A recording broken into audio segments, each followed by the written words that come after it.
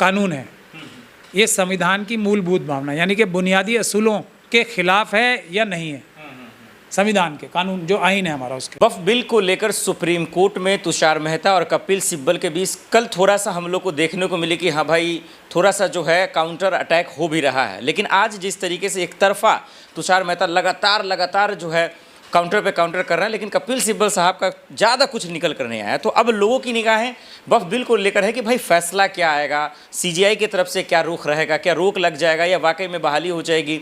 और वे तमाम मसले जिस पर बातचीत करेंगे, इन तमाम मसलों पर सुप्रीम कोर्ट के वकील महमूद पराचा से बेहतर कोई समझा भी नहीं सकता है कि वक्फ बिल को लेकर चाहे तुषार मेहता हो, कपिल सिब्बल हो या जो बेंच सुनवाई कर रही है, आखिर फैसला आएगा क्या, ये बड़ा सवाल है। सर आपका बहुत बहुत स्वागत है। पराचा साहब, वक्फ बिल को लेकर आपने प्रेस कॉन्फ्रेंस भी किया, लोगों को समझाया भी, लेकिन जो हालात अभी सुप्रीम कोर्ट के अंदर चल रहे हैं, जो दलीलें आ रही हैं, वो तो साफ उलट ही हो रहा है। क्या चल रहा है ये? खुदा खैर करे, यही बोल सकता हूँ मैं, और पहले दिन से मैं यही बोल रहा हूँ और आज भी वही बात बोलूँगा मैं। और अभी मैं तो इसीलिए, हालांकि मैंने एक केस में इंटरवेंशन भी डाल रखी है, मैं जान के कोर्ट में नहीं जा रहा हूँ, क्योंकि एक सिस्टम ऐसा बना लिया है जो पूरा सिस्टम ही कंट्रोल हो गया। मतलब कोई भी व्यक्ति इन 4-5 लोगों के अलावा बहस ही नहीं कर सकता, इसके लिए सब लोग मान गए। मैं तो इस बात को मानता नहीं हूँ, ये गैरकानूनी भी है, इसलिए भी नहीं मानता हूँ मैं, क्योंकि अलग अलग कार्टलाइजेशन नहीं हो सकती किसी भी चीज़ की।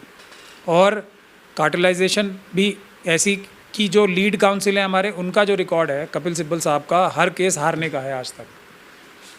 मुझे तो ऐसा ही लगता है कि वो हर केस हारे हैं हमारा, चाहे बाबरी मस्जिद का केस हो, चाहे ट्रिपल तलाक का केस हो, चाहे संजय दत्त का केस हो, चाहे लालू यादव जी का केस हो, चाहे वो आज़म खान साहब के केस हों, जो भी गालिबन केस वो लड़े हैं, ये वाले, सिर्फ इन केसेस की बात कर रहा हूँ। वैसे वो बहुत अच्छे वकील हैं और वो अमूमन केसों में जीतते भी हैं। और आज भी ये अली खान मोहम्मद साहब का केस है, ये एक तरह से हार ही गए हैं वो, और उनको बहुत बड़ी मुसीबत में डाल दिया, ऐसा मेरा मानना है। आने वाला समय मुझे सही या गलत ठहराएगा। तो अब उन्हीं को 75% के करीब टाइम उनको मिला। अब इनके अलावा जो अभिषेक मनु सिंघवी साहब हैं और CU उदय साहब हैं,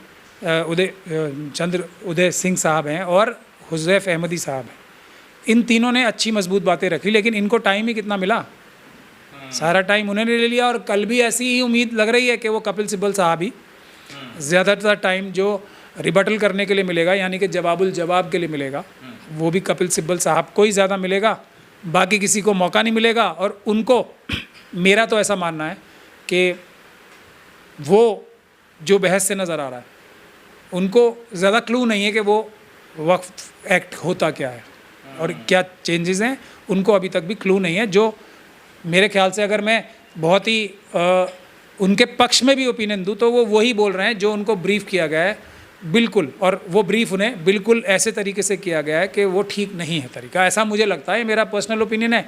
बाकी तो मैं ये भी कह रहा हूँ, सब लोग मिलकर दुआ करें ये, और इसको प्लान ए ही माने, प्लान बी हम लोगों ने तैयार कर रखा है। अगर कुछ उल्टा सीधा होता भी है तो हम लोग प्लान बी के ज़रिए ज़्यादा से ज़्यादा हिफाजत करने की कोशिश करेंगे, लेकिन उसमें हम सब लोगों को मेहनत ज़्यादा करनी पड़ेगी और सबको मिल के करनी पड़ेगी, ये मेरा मानना है। लेकिन फिर भी बेंच अच्छी है, जो कहने में आती है ना बात कि कोई बेंच अच्छी होती है, कोई बेंच बुरी किसी चीज़ के लिए, वो तो आते ही हैं, बातें चलती हैं आपस में हम लोगों की। वकीलों मेहता साहब जो कह रहे हैं 97 लाख के आसपास मुसलमानों से मशवरा किया गया, वो समर्थन में, इसका क्या मतलब समझा जाए? देखिए, ये सब बातें अब मैं ज़्यादा, क्योंकि सब्जुडिस मैटर है, बोलना भी नहीं चाहता, लेकिन ये जब इस तरह के संवैधानिक चैलेंज होते हैं उसमें फैक्चुअल बातें नहीं लाई जाती। अच्छा, ठीक है कि 96 लाख से हुए हैं, 9600 से हुए हैं। यहाँ तो मुद्दा ये है, ये जो